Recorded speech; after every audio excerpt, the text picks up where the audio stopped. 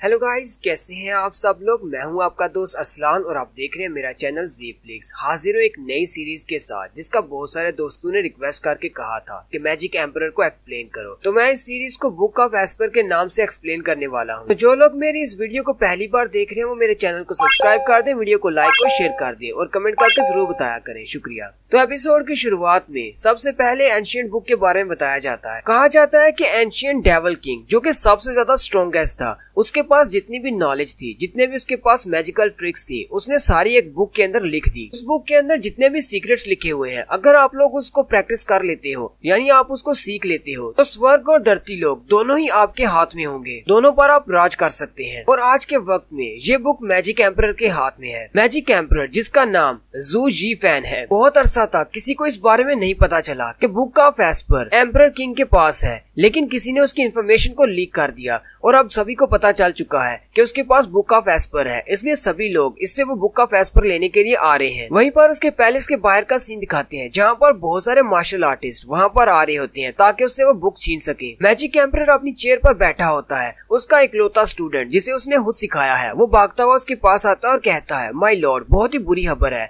हमारे mountain troop सारे हार चुके हैं और उन्हें मार दिया गया है। मैजिक एम्परर के इकलौते स्टूडेंट का नाम जाओ चैंग होता है। जाओ चैंग कहता है, हीवन के 7 एम्परर्स यहाँ पर आने वाले हैं, मुझे लगता है कि उन्हें भी आपकी ये बुक चाहिए। मैजिक एम्परर उससे कहता है, तुम्हें डरने की जरूरत नहीं है और ना ही पैनिक होने की, क्योंकि बुक ऑफ एस्पर मेरे हाथ में है। मेरी स्ट्रेंथ उन 7 एम्परर से बहुत ज्यादा है, वो लोग चाहकर भी मुझे हरा नहीं पाएंगे। मैजिक एम्परर उठकर खड़ा हो जाता है और कहता है, अब क्योंकि उन्होंने मेरे सारे सोल्जर्स को मार दिया है, चलो फिर चलकर उनसे मिलते हैं और देखते हैं वो कितने स्ट्रॉन्ग हैं। मैजिक एम्परर जैसे ही अपने महल से बाहर निकलता है तो बाहर पूरी आर्मीज खड़ी होती हैं। वो उसे कहती हैं, तुम्हारे पास जो बुक ऑफ एस्पर है उसे हमारे हवाले कर दो और हम लोग यहाँ से चले जाएंगे। मैजिक एम्परर हंसते हुए उनसे कहता है, तुम सब लोग तो मेरे सामने कीड़े मकोड़े हो, लेकिन फिर भी तुम सब लोग मुझसे फाइट करने के लिए यहाँ पर आ गए। और साथ ही मैजिक एम्परर अटैक करने के लिए आगे बढ़ता है, बड़ी ही स्पीड के साथ उनके सेंटर में से गुजर जाता है, लेकिन सभी को मार देता है। जू जी फैन को ऊपर से आवाज आती है, उसे कहा जाता है कि हम लोग तुम्हें नहीं जाने देंगे, तुमने हमारे बहुत सारे ट्रूप्स को मार दिया है। जू जी फैन ऊपर की तरफ देखता है तो 7 एम्परर्स ऊपर आ चुके होते हैं। उनमें से एक एम्परर उसे कहता है, अभी भी तुम्हारे पास मौका है, बुक ऑफ एस्पर हमें दे दो और हम तुम्हें छोड़ देंगे। जू जी फैन उसे कहता है, मैं 8 रॉयल्स का लीडर हूँ, तुम सब लोग चाहकर भी मुझे हरा नहीं पाओगे। अगर तुम सब लोग एक साथ भी मुझ पर अटैक करते हो फिर भी मेरी पावर तुमसे ज्यादा है। साथ ही एम्परर के माथे पर निशान चमकना शुरू हो जाता है।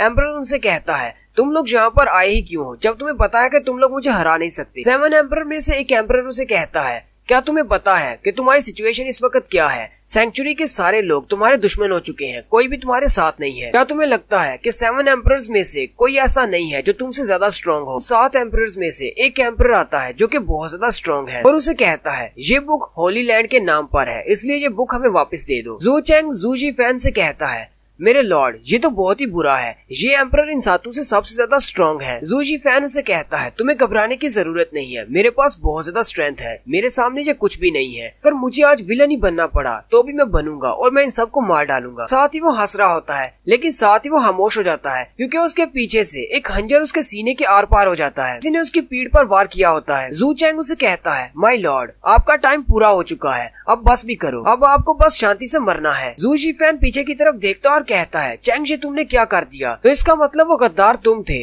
जिसने बुक ऑफ एस्पर की सारी इन्फॉर्मेशन इन एम्परर्स को दी और साथ ही मेरे माउंटेन ट्रूप्स को भी तुम्ही ने मरवाया है। जब तुम एक छोटे से बच्चे थे तब मैंने तुम्हें अपने पास रखा, तुम्हें पाला पोसा और तुम्हें ट्रेनिंग दी, फिर तुमने मुझे धोखा क्यों दिया? जू चैंग उसे कहता है, माय लॉर्ड, बात तो बिल्कुल सच है कि मैं आपका स्टूडेंट हूँ, आपने मुझे पाल पोस कर बड़ा किया है, लेकिन ये बात भी सच है कि आपने मुझे कभी भी इस बुक को हाथ नहीं लगाने दिया और ना ही कभी इसे पढ़ने दिया। बुक ऑफ एस्पर को आप सिर्फ अपने लिए नहीं रख सकते। जू जी फैन उसे कहता है, क्या तुमने मुझे सिर्फ इसी वजह से धोखा दिया है कि तुम्हें मैंने बुक नहीं पढ़ने दी? चैंग उसे कहता है, आप इस बारे में जो सोचना चाहे सोच सकते हैं, लेकिन मैंने ये सब कुछ आप ही से सीखा है। जू जी फैन से कहता है, लेकिन मैंने तो तुम्हें ऐसा कुछ भी नहीं सिखाया, तुम्हारा दिमाग बहुत ही छोटा है, तुम्हें इस बात की समझ नहीं आई कि तुम किसी पर भरोसा नहीं कर पाए। हालांकि तुम मुझ पर भरोसा कर सकते थे, तुम मेरे सक्सेसर बन सकते थे, ये बुक मैं तुम्हें ही देता। और साथ ही मैजिक एम्परर हंसना शुरू कर देता है और उन सब से कहता है, अब जबकि तुम सब लोग बुक ऑफ एस्पर के पीछे हो, तो मैं अपनी बॉडी के साथ साथ बुक ऑफ एस्पर को भी डिस्ट्रॉय कर दूंगा ताकि कोई भी इसे हासिल न कर पाए। 7 एम्परर्स भी पीछे हट जाते हैं और कहते हैं ये तो बहुत ही बुरी खबर है, ये अपने आप को सेल्फ डिस्ट्रक्ट करने वाला है, और साथ ही वो अपनी बॉडी को सेल्फ डिस्ट्रक्ट कर देता है। वहाँ पर एक जोरदार धमाका होता है और बुक भी उसके साथ ही डिस्ट्रॉय हो जाती है। लेकिन अगर हीरो ही मर जाएगा तो सीरीज आगे कैसे बढ़ेगी। उसी वक्त अर्थ पर दिखाते हैं कुछ लोग जमीन पर मरे पड़े होते हैं, जबकि उनके सेंटर में एक लड़का होता है और हमारे मैजिक एम्परर की आत्मा उड़ती हुई आती है और सीधी उस लड़के की बॉडी के अंदर चली जाती है और उसके माथे पर वो निशान बन जाता है जो कि मैजिक एम्परर के माथे पर था। यानी कि मैजिक एम्परर अब इसकी बॉडी में रीबॉर्न हो गया है। मैजिक एम्परर जल्दी से अपनी आंखें खोलता है और उठकर बैठ जाता है। कहता है क्या अब ये मेरी नई बॉडी है, मैंने तो कभी सोचा भी नहीं था मुझे एक दूसरा जन्म मिलेगा, वो भी एक छोटे लड़के की बॉडी में। जू जी फैन जल्दी से उठकर खड़ा हो जाता है। उसी वक्त उसे साइड से आवाज आती है, वो उस तरफ देखता है तो वहाँ से कुछ वुल्व्स निकलते हैं और वो भागते हुए उस पर अटैक करने के लिए आगे बढ़ते हैं। लेकिन जी फैन उनकी तरफ देखता है और उन्हें घूर कर कहता है दफा हो जाओ यहाँ से, और वो सारे वुल्व्स इतने ज्यादा डर जाते हैं कि वहाँ से वाकई में दफा हो जाते हैं। मैजिक एम्परर अब जिस लड़के की बॉडी में है उसका नाम जू फैन है। जू फैन चलता हुआ थोड़ा सा आगे जाता है तो एक दरख्त के साथ एक बंदा बैठा होता है जो कि जख्मी होता है। वो जू फैन से कहता है जू फैन यहाँ पर आओ और मेरी हेल्प करो, मैं बहुत ज्यादा जख्मी हूँ। जू फैन उसकी तरफ देखता है और कहता है मुझे लगता है कि मैं जिस लड़के की बॉडी में हूँ ये बंदा उसे जानता होगा,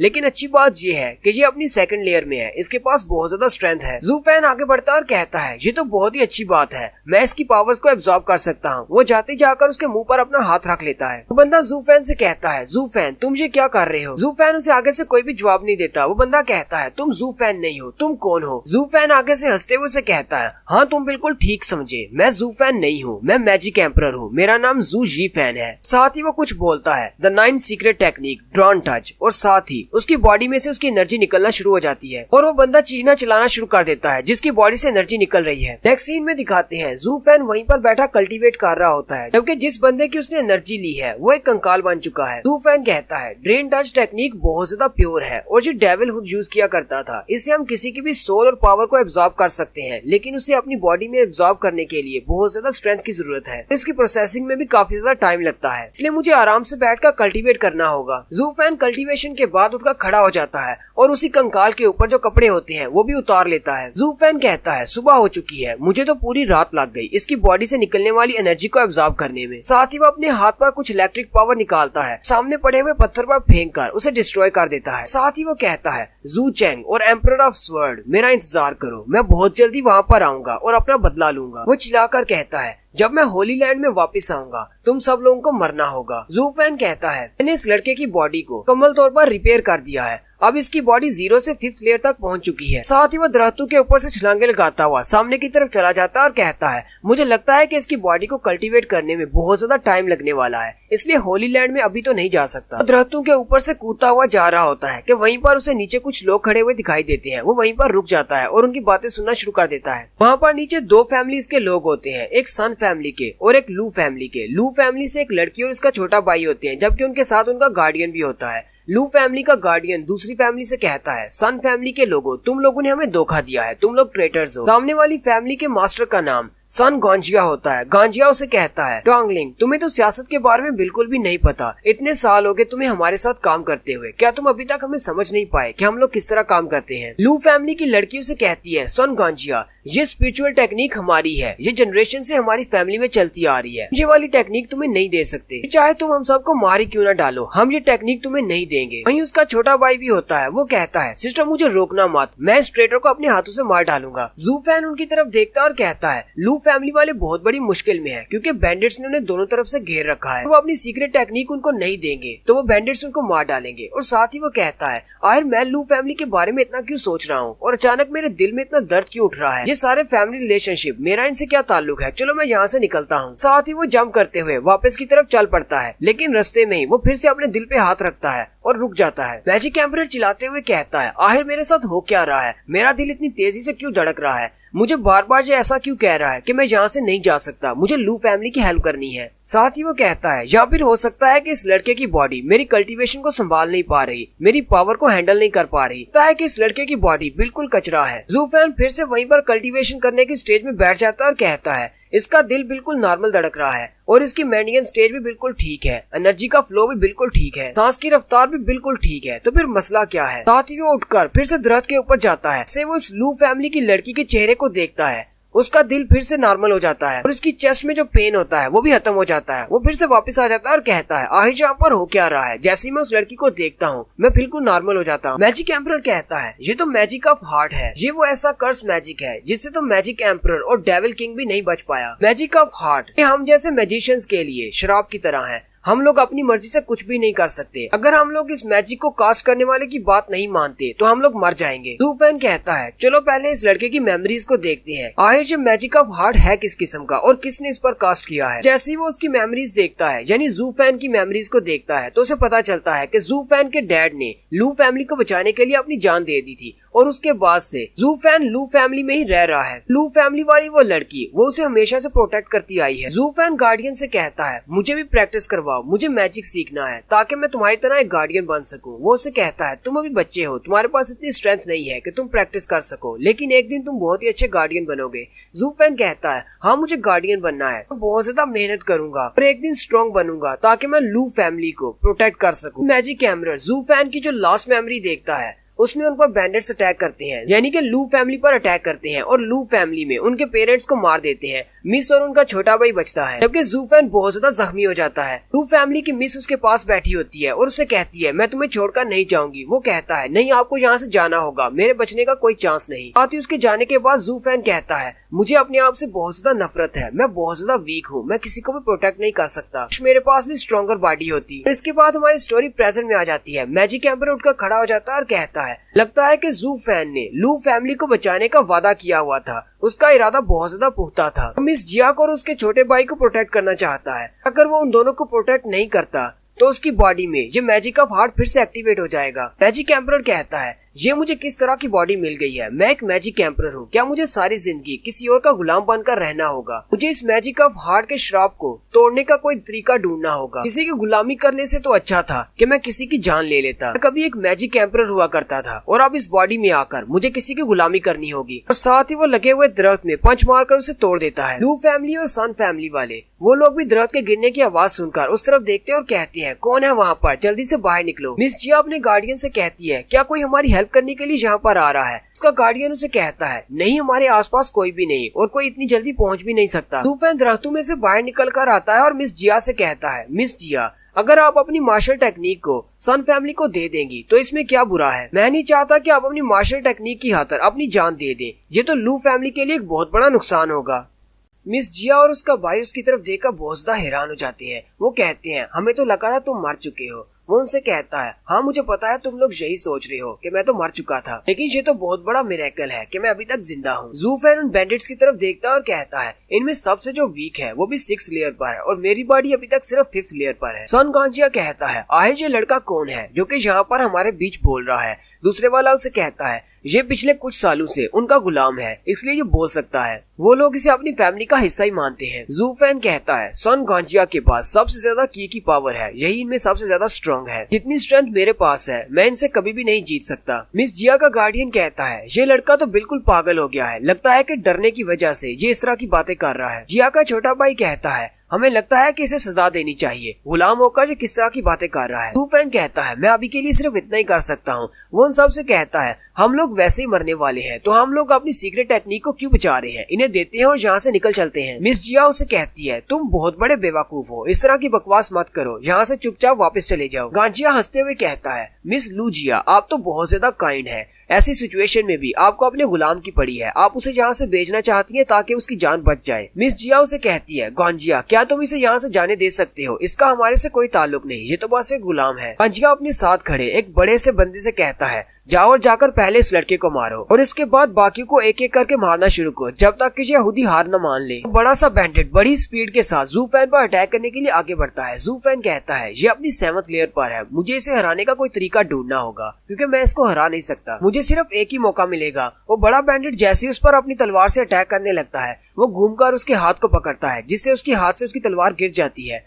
जू फैन जल्दी से उसकी तलवार को पकड़ लेता है और घूमते हुए उसके पेट पर वार कर देता है। ये देखकर लू फैमिली वाले बहुत ज्यादा हैरान हो जाते हैं, क्योंकि आज से पहले जू फैन के पास बैटल का कोई भी एक्सपीरियंस नहीं था। जू फैन उस बैंडिट पर अटैक करने के बाद सामने की तरफ भागता और कहता है, मुझे जल्दी से सोचना होगा अब मुझे क्या करना है, क्योंकि मैं इन सब के साथ फाइट नहीं कर सकता। भागता हुआ सीधा मिस जिया और उसके भाई की तरफ जाता और कहता है, मुझे सिर्फ इन दो लोगों को प्रोटेक्ट करना है, क्योंकि मेरा मैजिक ऑफ हार्ट इन दोनों की वजह से है। और वो भागते हुए उन दोनों को उठा लेता है और वहाँ से भाग जाता है। बाकी के सारे वहीं पर खड़े रह जाते हैं। गांजिया अपने लोगों से कहता है, जल्दी करो और उनको पकड़ कर लाओ, जबकि उनका गार्डियन कहता है, इन लोगों को यहीं पर रोको ताकि जू फैन उनको यहाँ से दूर ले जाए। सन गांजिया कहता है, इस लड़के ने तो मेरा सारा बना बनाया प्लान खराब कर दिया, मुझे जल्दी से इसे पकड़ना होगा, लेकिन जब मैं इस कीड़े मकोड़े को पकड़ लूंगा तब मैं इसकी हड्डियों का चूरा बना दूंगा ताकि इसे एक दर्दनाक मौत मिले। जू फैन उन दोनों को उठाकर अभी भी जंगल के अंदर भाग रहा होता है, यहाँ तक कि रात हो जाती है। मिस जिया उसे कहती है, मैं अपने लोगों को पीछे मरने के लिए नहीं छोड़ सकती, मुझे जल्दी से जाने दो, मुझे वापस जाना है। सिर्फ हमारी फैमिली के गुलाम हो, तुम ऐसा कैसे कर सकते हो, मुझे जल्दी से नीचे उतारो। जू फैन भागते हुए रुक जाता है और मिस जिया को उठाकर सामने दरख्त के साथ फेंक देता है। मिस जिया उसे कहती है, हमें जल्दी से वापस जाना होगा, मैं नहीं चाहती कि मेरी लू फैमिली के गार्ड्स मारे जाएं। जू फैन उसे कहता है, अगर तुम वापस जाना चाहती हो तो खुद ही वापस चली जाओ, मैं तुम्हें नहीं रोकूंगा, लेकिन मुझे एक सवाल का जवाब दो, क्या तुम वहाँ पर जाकर उन सारे बैंडिट्स को मार सकती हो अगर तुम वहाँ पर चली भी जाओ तो? मिस जिया आगे से खामोश हो जाती है। जू फैन ने मिस जिया को तो नीचे उतार दिया होता है, लेकिन उसके छोटे भाई को अभी भी उठाकर रखा होता है। ऐसे थोड़ा सा आगे जाता है, उसका छोटा भाई चिल्लाना शुरू कर देता है। वो चिल्लाते हुए जू फैन से कहता है, तुम हमारे गुलाम हो, तुम्हारी हिम्मत कैसे हुई हमारे साथ इस तरह बात करने की, अब जल्दी करो और मुझे नीचे उतारो, मैं और मेरी बहन वापस जाएंगे और उनका साथ फाइट करेंगे। जू फैन गुस्से के साथ उसकी तरफ देखता और कहता है,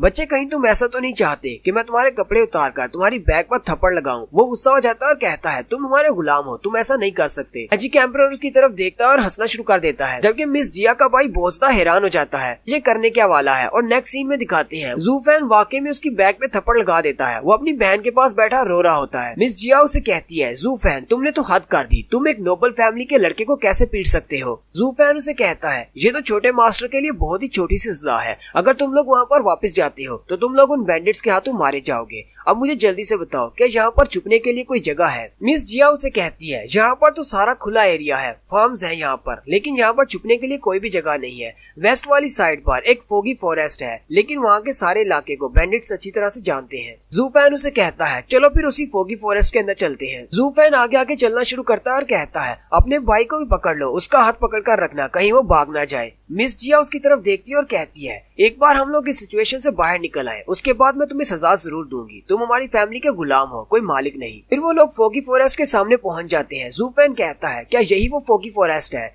मिस जिया उसे कहती है, हाँ, जहाँ पर सालों से ये फोग यहीं पर है, यहाँ पर हमें रास्ता नहीं मिलता, इसलिए कोई भी इस फोगी फॉरेस्ट के अंदर नहीं जाता, क्योंकि अगर एक बार तुम अंदर चले गए तुम्हें बाहर निकलने का रास्ता नहीं मिलेगा। मिस जिया उसे कहती है, मुझे इस बात की समझ नहीं आई कि सन फैमिली वाले अचानक हमारे पीछे क्यों लग गए हैं, पहले तो उन्होंने कभी हमारे साथ ऐसा करने की कोशिश नहीं की। जू फैन उनसे कहता है, ये जगह ट्रैप्स लगाने के लिए बहुत ज्यादा अच्छी है। मिस जिया जू फैन से कहती है, मेरे छोटे भाई को लेकर तुम इस जंगल के अंदर चले जाओ, मैं उन बैंडिट्स को यहीं पर रोकती हूँ। जू फैन उसे कहता है, मैं ऐसा नहीं कर सकता, मैं इस बच्चे को अपने साथ लेकर इस जंगल के अंदर नहीं जाऊंगा, क्योंकि मुझे रास्ता नहीं पता, अगर तुम मेरे साथ नहीं आओगी तो मैं इस बच्चे का ध्यान नहीं रख पाऊंगा, अगर तुम यहाँ से चली जाती हो तो तुम्हारे जाने के फौरन बाद मैं इस बच्चे को मार डालूंगा। जू फैन उसे कहता है, अगर तुम वहाँ पर वापस जाती हो तो तुम भी मारी जाओगी, इसलिए यहाँ पर रहो, अपने भाई की हिफाजत करो, तुम्हारी जान बचाई गई है, तुम्हारे लोगों ने वहाँ पर अपना सेक्रीफाइस दिया है, क्योंकि तुम्हारी जिंदगी बहुत ज्यादा वैल्यूएबल है। मैं चाहता हूँ कि यहीं पर इसी जंगल में ट्रैप्स लगाकर सन गांजिया को खत्म किया जाए। मिस जिया उसे कहती है, कहीं तुम पागल तो नहीं होगे, तुम अकेले उन सबको कैसे हरा सकते हो, वो बहुत ज्यादा स्ट्रॉन्ग है। गांजिया के पास सबसे ज्यादा की पावर है, जबकि उसके साथ 4 और लोग हैं जो कि बहुत ज्यादा स्ट्रॉन्ग है। इसका भाई भी चिल्लाकर कहता है, तुम सिर्फ एक गुलाम हो जिसके पास की पावर नहीं है। इस जिया उसे कहती है, अगर तुम मेरे गार्डियन के साथ भी मिलकर उनसे फाइट करते हो तो भी उन सब का मुकाबला नहीं कर पाओगे, तुम बहुत ज्यादा वीक हो। जू फैन उसे कहता है, तुम्हें ऐसा लगता है कि मैं कुछ भी नहीं कर सकता, लेकिन वो बैंडिट्स मेरे सामने कुछ भी नहीं, वो तो बहुत ज्यादा वीक है, मैं उनको संभाल लूंगा। जू फैन उसे कहता है, तुम्हारे पास सिर्फ 2 ही रास्ते हैं, या तो मेरी बात बात सुनो या फिर वापस चली जाओ और मारी जाओ। जू फैन अपना हाथ आगे करता है और कहता है, जबकि सन गांजिया तुमसे वो स्पिरिचुअल स्टोन नहीं ले सका, इसलिए वो स्पिरिचुअल स्टोन मुझे दे दो। लू फैमिली का फ्यूचर तुम्हारे हाथ में है, क्या तुम अपने फ्यूचर को बचाना चाहती हो तो जल्दी से वो स्टोन मुझे दे दो। मिस जिया अपनी उंगली में पहनी हुई रिंग को उतारती है और उसकी तरफ फेंकते हुए कहती है, ये मेरी लू फैमिली का ट्रेजर है, इसे घुमाना मत। अगर तुमने मुझे धोखा दिया और इसे लेकर यहाँ से भाग गए तो मैं तुम्हें नहीं छोड़ूंगी। जू फैन जंगल के अंदर चला जाता है और कहता है, तुम लोग यहीं पर रुककर मेरा इंतजार करो, मैं कुछ फॉर्मेशंस बिछा कर आता हूँ। मिस जिया का छोटा भाई उसे कहता है, हमारा गुलाम तो कुछ ज्यादा ही बोल रहा है, मुझे लगता है कि इसे एक अच्छा सबक सिखाना पड़ेगा। मिस जिया उसे कहती है, कोई बात नहीं, अगर वो कुछ ज्यादा बोल रहा है लेकिन फिर भी उसने हमारी हेल्प की है, ये कम से कम उन लोगों की तरह तो नहीं है जो कि पीछे बैठे चुपचाप बातें सुनते रहते हैं लेकिन हेल्प भी नहीं करते। जबकि मिस जिया सोच रही होती है, पता नहीं ये क्या है, लेकिन मुझे लगता है जू फैन चेंज हो चुका है। जू फैन उस फोगी फॉरेस्ट के अंदर चला जाता है और वहाँ पर अपनी फॉर्मेशन को बिछाता जा रहा होता है और उस रिंग को अपने हाथ में पकड़कर कुछ स्पेल्स बोलता है, जिससे वो रिंग चमकना शुरू हो जाती है। मिस जिया और उसका भाई जो कि क्लिफ के ऊपर खड़े होते हैं, वो दोनों ही देखकर हैरान हो जाते हैं कि फोगी फॉरेस्ट में जितनी भी फोग होती है वो सारी खत्म हो जाती है। साथ ही जू फैन भी वापस आ जाता है। मिस जिया उसे कहती है कि ये सब कुछ तुमने किया है, ये फोग कैसे गायब हुई? जू फैन उसे कहता है, पहले शांत हो जाओ, हाँ ये सब कुछ मैंने किया है, इसके लिए परेशान होने की जरूरत नहीं। जू फैन उसे कहता है, चलो मेरे पीछे इस फोगी फॉरेस्ट के अंदर आओ, मैं तुम्हें कुछ मैजिकल स्पेल सिखाता हूँ जिनकी मदद से यहाँ पर बिछे हुए ट्रैप्स को एक्टिवेट कर सकती हो और उनके आते ही उनको मार सकती हो। मिस जिया हैरान हो जाती है और कहती है, लेकिन तुम्हें मैजिकल स्पेल्स कहाँ से आते हैं? क्या तुम ऐसे ही उनको हराना चाहती हो? वो उसके पीछे पीछे चलना शुरू कर देते हैं। मिस जिया सोच रही होती है, मैजिकल फॉर्मेशन और अरेज तो बहुत ज्यादा इम्पोर्टेंट है क्योंकि मार्शल आर्ट्स की टेक्निक्स भी इन सब के सामने बेकार है, लेकिन जू फैन ये तो सिर्फ एक गुलाम है, इसके पास ऐसी मैजिकल फॉर्मेशंस कहाँ से आई? मिस जिया उसे कहती है, तुम ये कैसे करने वाले हो? जू फैन उसे कहता है, तुम्हें इस बारे में सोचने की जरूरत नहीं कि मैं इसे कैसे करूंगा, मैंने सारी फॉर्मेशंस बिछा दी हुई हैं, अब मैं तुम्हें सिखाता हूँ कि उन्हें एक्टिवेट कैसे करना है, हम बस वेट करेंगे उनके मरने का। नेक्स्ट सीन में सन गांजिया को दिखाते हैं जिसने उनके गार्डियन को पकड़ रखा है। उसके लोग उसे बताते हैं कि वो लोग फोगी फॉरेस्ट के अंदर चले गए हैं। गार्डियन टॉन्गलिंग उसे कहता है, तुम मुझे अभी मार डालो, तुमने मुझे बंदी क्यों बनाकर रखा हुआ है, अगर मैं बच गया तो मैं तुम्हें मार डालूंगा और सबका बदला लूंगा जिन्हें तुमने मारा है। गांजिया उसे कहता है, मैं तुम्हें ऐसे नहीं मार सकता क्योंकि मुझे तुम्हारी जरूरत है, मैं तुम्हें हॉस्टेज बनाकर रखूंगा। वैसे भी पता है कि मिस जिया बहुत ज्यादा काइंड है, वो तुम्हें जब इस हालत में देखेगी तो वो जल्दी से अपनी स्पिरिचुअल एनर्जी मुझे दे देगी। और वैसे भी इस फोगी फॉरेस्ट के अंदर हमें रास्ता नहीं पता, हम लोग पहले कभी यहाँ पर नहीं आए। लोग जैसे ही फोगी फॉरेस्ट के अंदर एंटर होने वाले होते हैं वो वहीं पर रुक जाते हैं। एक बंदा कहता है, सन गांजिया जरा सामने देखो, वहाँ पर दरख्त के नीचे कोई बैठा हुआ है। वो लोग जब थोड़ा गौर से उसे देखते हैं तो वो जू फैन होता है। वो कहते हैं, ये तो वही लड़का है जिसने उस बड़े बैंडिट को मारा था। जू फैन उनकी तरफ देखकर मुस्कुराता है और कहता है, हेलो एवरीवन, मैं तो कब से तुम्हारा इंतजार कर रहा था, तुम लोग आने में बहुत देर कर दी। सन गांजिया जू फैन से कहता है, एक गुलाम होकर तुम बहुत ज्यादा बहादुर हो, यहाँ पर मरने के लिए बैठे हुए हो। वो साथ ही अपने एक बंदे से कहता है, जाओ जल्दी करो, इसे पकड़ लो और मेरे लिए मार डालो। और वो बंदा अपना वेपन लेकर उसे मारने के लिए आगे बढ़ता है, जबकि जू फैन उसकी तरफ घूर कर देख रहा होता है और साथ ही मुस्कुरा रहा होता है। और यहीं पर हमारी एपिसोड 1 का एंड होता है। कमेंट करके जरूर बताइएगा आपको एक्सप्लेनेशन कैसी लगी। चैनल को सब्सक्राइब कर दे, वीडियो को लाइक और शेयर कर दे। शुक्रिया। तो गाइस कैसे हैं आप सब लोग? तो बुक ऑफ एस्पर की सेकंड एपिसोड के साथ हाजिर हूँ। मैं सोच रहा था कि यार इसका नाम बुक ऑफ एस्पर नहीं रखना चाहिए था क्योंकि मैजिकल बुक को सिर्फ स्टार्ट में दिखाया गया है, उसके बाद उसको दिखाया नहीं जा रहा। यार नाम से क्या फर्क पड़ता है, आप सबको तो पहले से पता है कि ये सीरीज का नाम क्या है। इस सीरीज का नाम मैजिक एम्परर है, जो कि मैंने छोटा सा करके नीचे लिखा भी हुआ है। तो चलिए शुरू करते हैं इसकी सेकंड एपिसोड की एक्सप्लेनेशन। लेकिन अगर आप चैनल को बिना सब्सक्राइब किए हुए वीडियो देख रहे हैं तो यार सब्सक्राइब कर दो, कुछ भी नहीं होता। मेरा चैनल आपको काटने नहीं वाला, तो प्लीज सब्सक्राइब कर दो, वीडियो को लाइक और शेयर कर दो। शुक्रिया। तो लास्ट एपिसोड के एंड पे हमने देखा था जू फैन सामने एक दरख्त के नीचे बैठा होता है। गांजिया भी वहाँ पर पहुँच जाता है और अपने बंदू से कहता है, जाओ इस पर अटैक करो और इसे पकड़कर मेरे पास ले आओ। सन गांजिया का बंदा जैसे ही उसके करीब पहुँचता है और अपनी तलवार चलाकर उसे मारने वाला होता है, वो कहता है, मैंने लू फैमिली की मिस जिया और उसके भाई दोनों को पैरालाइज कर दिया है, अब वो दोनों मेरे कब्जे में है। गांजिया जल्दी से अपने बंदे से कहता है, रुक जाओ, इसे मत मारना, और वो वहीं पर रुक जाता है।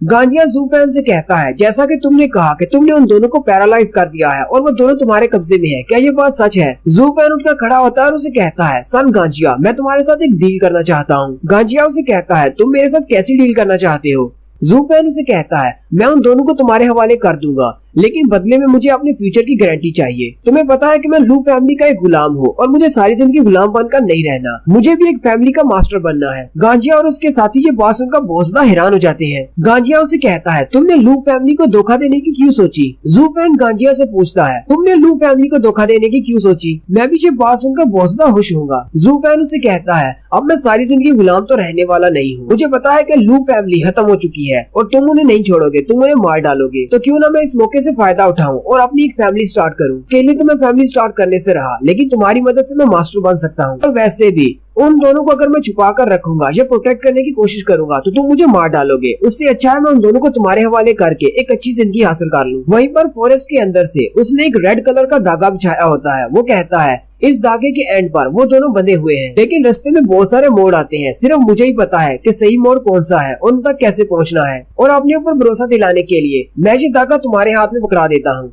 मैं तुम्हारे आगे आगे चलूंगा, तुम अपने साथियों के साथ मेरे पीछे रहना। सन गांजिया उसे कहता है, तुमने तो वाकई में बहुत ही कमाल का काम किया है। इस धागे की मदद से हम लोग इस फोगी फॉरेस्ट से बाहर भी आसानी से आ सकते हैं। गांजिया उसे कहता है, ठीक है, मुझे तुम्हारी डील मंजूर है। मैं उम्मीद करता हूँ कि तुम मुझसे झूठ नहीं बोल रहे। जू फैन उसे कहता है, मैं बिल्कुल सच कह रहा हूँ, मैं तुमसे झूठ नहीं बोल रहा। गांजिया उसे कहता है, मैं तुम्हारे सामने ये साफ साफ कह रहा हूँ, मुझे तुम पर जरा भी भरोसा नहीं, लेकिन फिर भी मैं तुम्हारे साथ जाऊंगा। और फिर साथ ही वो दोनों हंसना शुरू कर देते हैं। फिर गांजिया उसे कहता है, चलो फिर ठीक है, हमें रास्ता बताओ, तुम आगे आगे चलो। फिर वो लोग फोगी फॉरेस्ट के अंदर चले जाते हैं। टैंगलिंग जो कि लू फैमिली का गार्डियन है, वो जू फैन से कहता है, हमने तुम्हारे पर भरोसा किया, तुम्हें अपने पास जगह दी, लेकिन तुमने हमें धोखा दिया। और साथ ही वो जू गांजिया से भी कहता है, तुम भी बहुत बड़े धोखेबाज हो, तुमने भी लू फैमिली को धोखा दिया है। अगर मैंने आज मरना ही है तो मैं तुम लोगों को शराब देकर मरूंगा कि तुम्हारी आने वाली जिंदगी बिल्कुल भी अच्छी ना गुजरे। फोगी फॉरेस्ट के अंदर थोड़ी देर चलने के बाद जू फैन रुक जाता है। गांजिया उसे कहता है, तुम यहाँ पर क्यों रुक गए हो? यहाँ पर तो वो लोग नहीं है, कहाँ है वो लोग? जू फैन पीछे की तरफ घूमता है और कहता है, सन गांजिया, मैं तुम्हें यहाँ पर लेकर आया हूँ, उन दोनों को तुम्हारे हवाले करने के लिए नहीं, बल्कि ये वो जगह है जहाँ पर तुम मरने वाले हो। गांजिया जल्दी से उस पर अटैक करने के लिए आगे बढ़ता है, लेकिन जू फैन वहाँ से गायब हो जाता है। वहाँ पर लकड़ी के छोटे छोटे टुकड़े आ जाते हैं। गांजिया ये देखकर हैरान हो जाता है और अपने साथियों से कहता है, जल्दी से यहाँ से निकलने का कोई रास्ता देखो। उसके साथियों से कहते हैं, लेकिन हम लोग वापस नहीं जा सकते,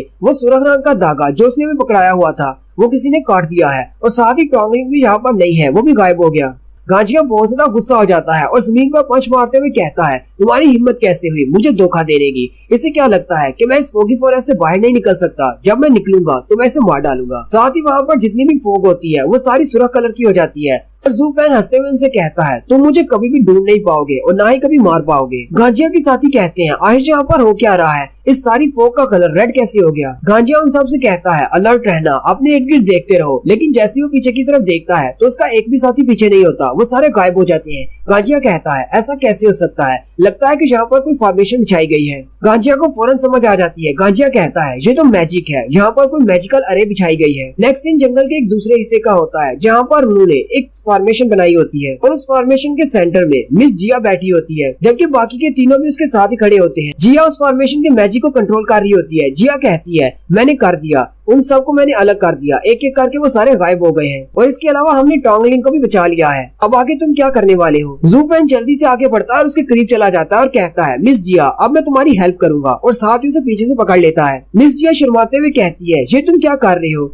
जू फैन उसे कहता है, तुम्हें घबराने की जरूरत नहीं, मैं तो बस तुम्हारी हेल्प कर रहा हूँ एक नए मैजिक को कास्ट करने में। वो इसका हाथ पकड़ता है और कहता है, जैसे जैसे मैं करता हूँ वैसे वैसे रिपीट करती जाओ और फोकस रहो, डिस्ट्रैक्ट होने की जरूरत नहीं। वो उसके हाथ को उस फॉर्मेशन के ऊपर रखता है और साथ ही अपनी पावर को उसकी पावर से मिलाते हुए एक फॉर्मेशन को एक्टिवेट करता है और कहता है, उन सबको मार डालो। उस फॉर्मेशन के अंदर से कुछ गोश्त निकलते हैं। वो सारे गोश्त उड़ते हुए सीधे उसी रेड मिस्ट की तरफ चले जाते हैं जहाँ पर गांजिया और उसके साथी हैं। उसके साथी सीन पर रीअपीयर होते हैं और वो उन गोश्त को देखकर बहुत ज्यादा हैरान हो जाते हैं और कहते हैं, ये किस किस्म के गोश्त हैं? गांजिया के दो साथी खड़े होते हैं, उनमें से एक की बॉडी के अंदर वो गोश्त चला जाता है और उसको मार देता है। दूसरे वाला बहुत ज्यादा घबरा जाता है और वहाँ से भागना शुरू कर देता है, लेकिन वो गोश्त उसके पीछे आता है और उसकी कमर के रास्ते घुसकर उसके मुंह के रास्ते बाहर निकल आता है और उसकी सोल को चुरा लेता है और वो भी मर जाता है। जबकि गांजिया वहाँ पर खड़ा ये सब कुछ देख रहा होता है। उसी वक्त एक गोश्त उसकी तरफ भी आता है। गांजिया अपने हाथ को आगे करते हुए उस गोश्त को रोकने की कोशिश करता है, लेकिन वो गोश्त उसके हाथ के जरिए उसकी बॉडी के अंदर चला जाता है। गांजिया वहीं पर चिल्लाना शुरू कर देता है और थोड़ी देर के बाद वो मुंह से ब्लड खांसते हुए जमीन पर गिर जाता है। गांजिया की आंखें लाल हो चुकी होती हैं। वो कहता है, ज़ू फैन तुम हो कौन, तुम हो क्या चीज। जबकि ज़ू फैन भी वहीं पर आ जाता है और उसे कहता है, जहन्नुम में जाओ और जाकर वहाँ से पूछ लेना किंग ऑफ हेल से कि मैं कौन हूँ। और साथ ही ज़ू फैन कहता है, मिट्टी से बनी हुई सारी चीजें मिट्टी में वापस चली जाती है, जबकि मेरे गोश्त किसी को भी मारने के बाद वापस मेरे पास आ जाते हैं। ज़ू फैन ने वहाँ पर अपनी एक अलग से फॉर्मेशन बनाई होती है, जबकि वो फॉर्मेशन जिसमें मिस जिया बैठी होती है वो डिस्ट्रॉय हो जाती है। वो भी ये देखकर हैरान हो जाती है, जबकि वो सारे के सारे गोश्त ज़ू फैन की तरफ वापस चले जाते हैं। ज़ू फैन उन सबको अपनी बॉडी में एब्जॉर्ब कर लेता है। जैसे जैसे वो सारे गोश्त उसकी बॉडी में एब्जॉर्ब हो रहे होते हैं, वो साथ साथ कह रहा होता है, मैं 7th लेवल पर पहुंच गया हूँ, मैं 8th लेवल पर पहुंच गया हूँ। और साथ ही एंड पे वो कहता है, मैं 9th लेवल पर पहुंच गया हूँ। यानी कि उन गोश्त ने जितने लोगों को मारा है उन सब की सोल्स इसके अंदर आ गई है और उनकी पावर्स भी इसने एब्जॉर्ब कर ली है। ज़ू फैन बहुत ज्यादा खुश हो जाता है और कहता है, चलो मेरे पास बहुत सारी पावर आ गई है, मैं 9th लेवल पर भी पहुंच चुका हूँ। इस तरह के 2-4 और लोग मिल जाए जिनको मैं मारकर उनकी पावर्स ले सकूँ, फिर मजा आ जाए। फिर ज़ू फैन वापस की तरफ चल पड़ता है और कहता है, इस बार तो मेरा ब्रेक थ्रू बहुत ही आसानी से हो गया। मेरी बॉडी के अंदर जो एनर्जी बह रही है वो भी काफी ज्यादा स्ट्रॉन्ग है और मेरी पल्स भी बिल्कुल नॉर्मल है। वो अपने हाथ की तरफ देखता है और कहता है, इस सारी स्ट्रेंथ को मैंने नॉर्मली अचीव किया है, इसलिए मेरी स्ट्रेंथ पहले से बहुत ज्यादा बढ़ चुकी है, मुझे महसूस हो रहा है। ज़ू फैन कहता है, अब जबकि मैंने एनर्जी इकट्ठी कर ली है, अब मुझे मार्शल आर्ट्स की ट्रेनिंग करना होगी ताकि मैं इस एनर्जी को यूज कर सकूं। वो तीनों भी भागते हुए वहाँ पर आ जाते हैं और कहते हैं, ज़ू फैन तुम कहाँ पर चले गए थे, वो फॉर्मेशन जो तुमने मुझे बनाकर दी थी वो डिस्ट्रॉय हो गई, पता नहीं उसे क्या हुआ। साथ ही वो कहते हैं, यहाँ पर जितनी भी फॉग थी वो सारी गायब हो गई। ज़ू फैन उससे कहता है, मुझे नहीं पता कि वो फॉर्मेशन कैसे डिस्ट्रॉय हुई, हो सकता है कि गांजिया की पावर बहुत ज्यादा थी, इस वजह से वो फॉर्मेशन बहुत डिस्ट्रॉय हो गई। ज़ू फैन कहता है, मैं तो सन गांजिया और उसके दोस्तों को देखने के लिए गया था कि वो मर गया है या नहीं, और अच्छी बात ये है कि उनमें से कोई भी नहीं बचा, वो सारे मारे गए। उसी वक्त टोंगलिंग आगे बढ़ता है और उसके सामने जाकर खड़ा हो जाता है। ज़ू फैन भी उसे घूर कर देखता है कि अब ये क्या करने वाला है। टोंगलिंग जल्दी से उसके सामने घुटने टेक देता है और कहता है, प्लीज मुझे माफ कर दो, थोड़ी देर पहले मैं तुम्हारे ऊपर श्राप लगा रहा था क्योंकि मुझे नहीं पता था कि तुम हमें धोखा नहीं दे रहे, तुम तो उनके लिए ट्रैप बिछा रहे थे। अगर तुम मुझे मारना चाहते हो तो मुझे मार सकते हो, मैं आगे से तुम्हें कुछ भी नहीं कहूंगा, यहाँ तक कि अगर तुम मेरा सर काटना चाहते हो तो तुम मेरा सर भी काट सकते हो। ज़ू फैन उसकी तरफ देखता और कहता है, ये बंदा तो बहुत ज्यादा वफादार है। साथ ही उसे अपने उस डिसाइपल की याद आ जाती है, जाओ चैंग की। वो कहता है, काश मेरा डिसाइपल जाओ चैंग भी इस तरह का वफादार होता और आज मैं यहाँ पर नहीं होता। ज़ू फैन आगे बढ़ता है और उसे कहता है, तुम हमारी फैमिली के हेड गार्डियन हो और मैं सिर्फ एक गुलाम हूँ, तुम्हें गुलाम के सामने इस तरह नहीं झुकना चाहिए, और गुलाम होते हुए मैं तुम्हें सजा कैसे दे सकता हूँ। और दूसरी बात, ये ट्रैप का आइडिया सिर्फ मेरा था, लेकिन सब कुछ किया तो मिस जिया ने है, हमने आज की जीत मिस जिया की वजह से हासिल की है। ये बात सुन के वो बहुत ज्यादा खुश हो जाता है और कहता है, मिस जिया क्या वाकई में आपने इसकी हेल्प की है, आप तो बहुत ज्यादा महान है। साथ ही वो खुश होकर कहता है, हमारी लू फैमिली का हाथ बिल्कुल सुरक्षित हाथों में है, अब हमारी लू फैमिली फिर से फ्यूचर में बहुत ज्यादा तरक्की करेगी। ज़ू फैन मिस जिया से पूछता है, अब जबकि हमारे सामने और कोई भी खतरा नहीं है, कोई भी बैंडिट्स नहीं रहे, तो अब हम लोग क्या करने वाले हैं। टोंगलिंग कहता है, वैसे तो मेरा मकसद इसको प्रोटेक्ट करने का था, क्योंकि हम लोग फैंग सिटी में काई फैमिली के पास जा रहे हैं। वैसे भी तुम्हें तो ये बात अच्छी तरह से पता है कि काई फैमिली का जो लड़का है उसकी शादी मिस जिया के साथ होने वाली है। ज़ू फैंग उसकी बात सुनकर सोचना शुरू कर देता और कहता है, काई फैमिली फैंग सिटी की सबसे बड़ी फैमिली है, अगर हम मिस जिया को उनके हवाले कर देते हैं, हो सकता है कि ऐसा करने से मेरा मैजिक का फाट खत्म हो जाए और मेरे ऊपर से श्राप उठ जाए, फिर मैं आजाद हो जाऊंगा, चाहे मैं जो मर्जी कर सकता हूँ। ज़ू फैन बहुत ज्यादा एक्साइटेड हो जाता है और उनसे कहता है, चलो फिर जल्दी से काई सिटी चलते हैं और मिस जिया की शादी करवाते हैं। उसी वक्त एक और केव का सीन दिखाते हैं, जहाँ पर एक बंदा एक मास्टर के पास आता है और उसे कहता है, मैं वापस आ गया। वो उससे पूछता है, क्या सन गांजिया अपने मकसद में कामयाब हुआ या नहीं। वो उसे कहता है, नहीं, सन गांजिया मारा गया है और लू फैमिली वाले फैंग सिटी में चले गए हैं काई फैमिली के पास। वो उसे कहता है, जाओ और उन पर नजर बनाए रखो। उसके जाने के बाद वो अपनी चेयर पर से उठता है और साथ वाले रूम में चला जाता है, जहाँ पर एक मास्टर पड़े होते हैं पैरालाइज हालत में। वो उसे हाथ लगाते हुए कहता है, तुम्हारा पुराना दोस्त वहीं पर है, तुम्हारा इंतजार कर रहा है कि कब तुम वहाँ पर आओगे। जैसे ही मुझे पाम ऑफ रिटर्निंग ड्रैगन की टेक्निक मिल जाएगी, मैं तुम्हें भी उसके पास ही भेज दूंगा, फिर तुम दोनों जी भर कर मिल लेना। और साथ ही वो जोरदार कहका लगाकर हंसना शुरू कर देता है। और यहीं पर हमारी एपिसोड 2 का एंड होता है। एक्सप्लेनेशन अच्छी लगी हो तो कमेंट करके जरूर बताएं। चैनल को सब्सक्राइब कर दें, वीडियो को लाइक और शेयर कर दें। शुक्रिया।